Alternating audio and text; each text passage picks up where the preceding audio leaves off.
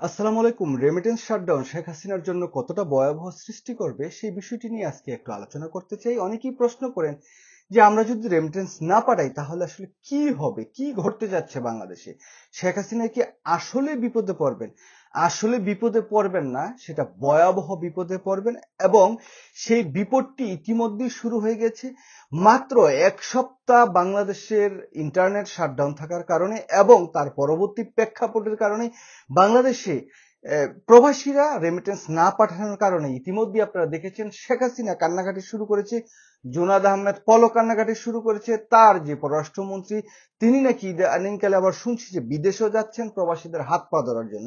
এই সকল বিষয়গুলো যদি একটু পর্যালোচনা করি তাহলে আপনারা বুঝতে পারবেন যে কতটা ভয়াবহর মধ্য দিয়ে যাচ্ছে শেখ হাসিনা। এবং আগামী দিনগুলোতে বা আগামী কয়েক মাস যদি আমরা প্রবাসীরা অন্ততপক্ষে একটু কষ্ট করে হলেও পরিবারের কাছে যদি টাকা না পাঠায়, বাংলাদেশে যদি টাকা না পাঠায়, তাহলে এই খুনি হাসিনা আমাদের এই বৈদেশিক মুদ্রার যেই রেমিটেন্স বা আমরা যে রেমিটেন্স পাঠাই সেই টাকা দিয়ে যেভাবে গুলি কিনে এই র্যাব, পুলিশ, সেনাবাহিনী, আওয়ামী লীগ, ছাত্রলীগ, এই গুন্ডা লীগ সহ সবাই যেভাবে নির্বিচারে আমাদের ছাত্রদের উপরে যে অত্যাচার, নির্যাতন এবং যে হত্যাযজ্ঞ চালিয়েছে সেটা বন্ধর বন্ধ হয়ে যাবে বলে আমি দৃঢ়ভাবে বিশ্বাস করি। দেখুন, আমি যদি একটু সমীক্ষা দিয়ে বলি, আমরা প্রবাসীরা প্রায় ১.৫ কোটিরও অধিক বাংলাদেশি আমরা প্রবাসে থাকি।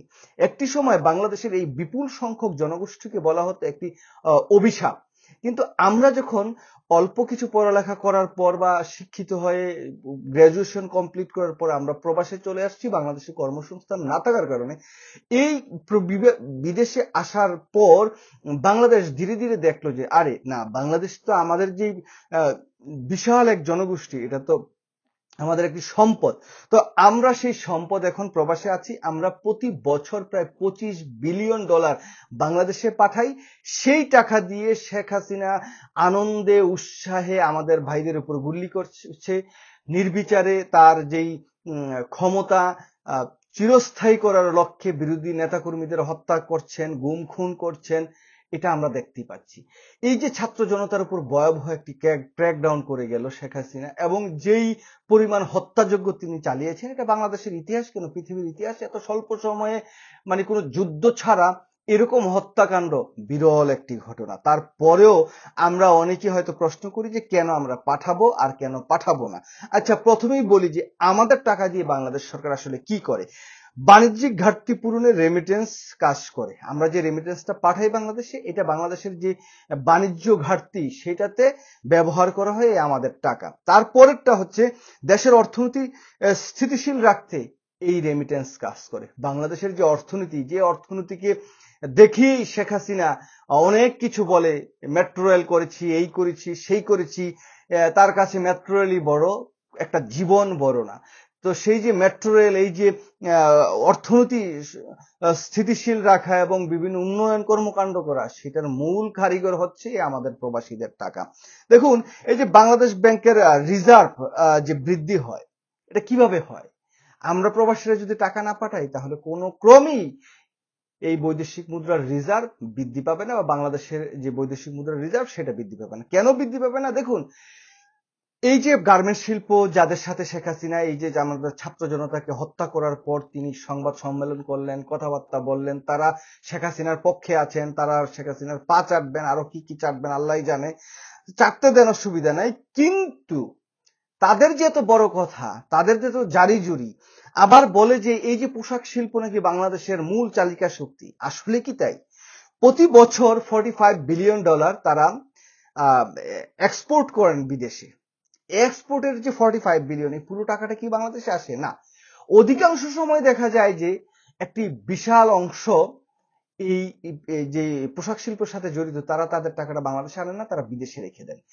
আর এই যে পক্ষান্তরে আমরা যে প্রতি বছর বাংলাদেশ প্রায় $90 বিলিয়ন ইম্পোর্ট করতে হয় বাংলাদেশে, সেই ইম্পোর্টটা কি হয়? আমাদের নিত্য প্রয়োজনীয় দ্রব্য সামগ্রী, আমাদের গার্মেন্টস শিল্পের পোশাকের কাঁচামাল, আমাদের ওষুধ শিল্পের কাঁচামাল সহ নানাবিধ যে পণ্য আছে সব মিলে আমরা $90 বিলিয়ন প্রতি বছর ইম্পোর্ট করি। আর আমরা এক্সপোর্ট করি মাত্র 45 বিলিয়ন। এই 45 বিলিয়নের ভিতরে হয়তো আমাদের দেশে 20 বিলিয়ন 25 বিলিয়ন আসে কিনা তাও সন্দেহ আছে। কিন্তু অধিকাংশটাই বিদেশে চলে যাচ্ছে, তারা টাকাটা পাচার করে ফেলছেন। তো সেই জায়গায় আমরা প্রবাসীরা যে $25 বিলিয়ন প্রতি বছর সরকারকে দিচ্ছি, রেমিটেন্স পাঠাচ্ছি, এটা হচ্ছে নিট একটি ইনকাম, একেবারে মানে গ্রোস বলেন, নিট বলেন, যাই বলেন, মানে এটা স্বচ্ছ, একদম কাচের মতো স্বচ্ছ। প্রবাসীরা বা কোনো ক্রমই এই জায়গায় আর কোনো অস্বচ্ছতা নাই। তো এই টাকাটাই সরকারের সবচেয়ে বড় একটি হাতিয়ার হয়ে দাঁড়িয়েছে, এবং সেই হাতিয়ারটি সরকার কিন্তু বাংলাদেশের জনগণের উপর এখন এসে ব্যবহার করছেন। দেখুন, আরো কয়েকটি বিষয় আছে, যেমন বাণিজ্যিক ব্যাংকের অর্থ সংকট দূর করতে এই যে রেমিটেন্স, সেটাও কিন্তু কাজ করে। এই বিভিন্ন ছোট ছোট যে ব্যাংকগুলো আছে, তাদের যখন অর্থের সংকট হয়, সংকুলন, তখন কই থেকে টাকা আসে? এই প্রবাসীদের টাকা থেকে কিন্তু তাদেরকে টাকা দেওয়া হয়, এবং সেই টাকা দিয়ে কিন্তু তারা তাদের যে ব্যাংকগুলো আছে সেগুলো পরিচালনা করে। তারপরে একটা দেখুন, সরকার বৈদেশিক ঋণ পরিশোধ। সরকার যে বৈদেশিক ঋণ পরিশোধ করেন, তার মোটা একটা অংশ এই যায় আমাদের প্রবাসীদের টাকা থেকে। আমরা প্রায় $25 বিলিয়ন পাঠাই বাংলাদেশে, রেমিটেন্স দেই। আর সরকার কি করে সেই টাকাটা দিয়ে ওই আপনার 50 মিলিয়ন 100 মিলিয়ন ডলার বিভিন্ন ঋণ টিন দিয়ে সরকার যে বিভিন্ন দেশ থেকে ঋণ নিচ্ছে, সেই ঋণগুলো আপনার সচল রাখে এবং তারা ডিফল্ট হয় না। এটা হচ্ছে আরেকটা বিষয়।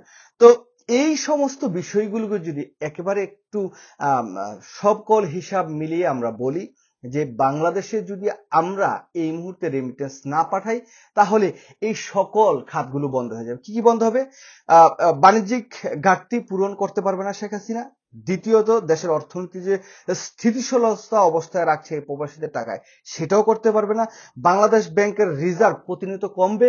আপনারা ইতিমধ্যে জানেন যে এটা অনেক বেশি ছিল, সেটা কমতে কমতে এখনো তো 12 13 14 বিলিয়ন ডলারে এসে পৌঁছিয়েছে। সেই বিলিয়ন ডলার এখন আমাদের যে 3 মাসের আয় ব্যয়ের যেই একটি খরচ আছে, সেটা দিলে আর কিছু যদি আমরা ঋণ দিই, তাহলে আমাদের টাকা কিন্তু একদম কমে যাবে। তো এইটা আরেকটি বিষয়। তারপর হচ্ছে বাণিজ্যিক ব্যাংকেও অর্থ সংকট। বাণিজ্যিক ব্যাংকের অর্থ সংকট হবে প্রখরভাবে। সেই জায়গা থেকে সরকার আর কোনো পরিমাণ ঋণ নিতে পারবে না। সরকারের বৈদেশিক ঋণ পরিশোধে বাধাগ্রস্ত হবে।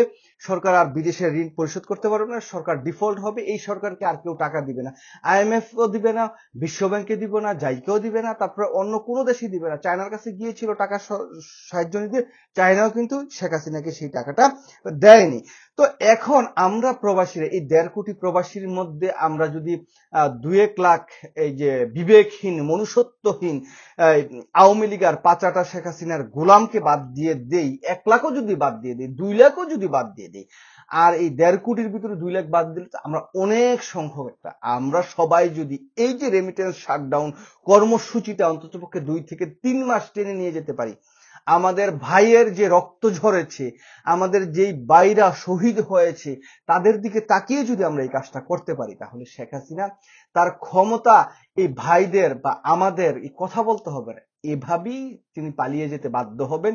পালিয়ে যেতে হবে, কারণ তিনি এক হতো, আমরা প্রবাসীরা যে রেমিটেন্স না পাঠাই, তিনি অর্থ সংকটে ভুগবেন। তিনি এই যে বিভিন্ন যে আমরা যে আমাদের নিত্য প্রয়োজনীয় দ্রব্য সেটা আনতে পারবেন না, গার্মেন্টসের কাঁচামাল আনতে পারবেন না, তারা কোনো কিছুই করতে পারবেন না, ঋণ পরিশোধ করতে পারবেন না। চারদিক থেকে কিন্তু শেখ হাসিনা একদম আঁকড়ে ধরবে জনগণ। যেমন আদানি, শেখ হাসিনার খুব পছন্দের মুদি, এই মুদির যে আদানি গ্রুপের থেকে যে বিদ্যুৎ আনছেন, বিভিন্ন কর্মকাণ্ড করছেন, সেই জায়গায় আদানি ইতিমধ্যে কিন্তু হুমকি দিয়েছেন যে তার টাকা হচ্ছে তাড়াতাড়ি পরিশোধ করতে পারে, সেটাও কিন্তু করতে পারবে না। ভারতের সাথে যে এত বন্ধুত্বপূর্ণ সম্পর্ক, তখন দেখা যাবে যে তোমার বন্ধুত্বপূর্ণ সম্পর্ক আসলে কোথায় থাকে।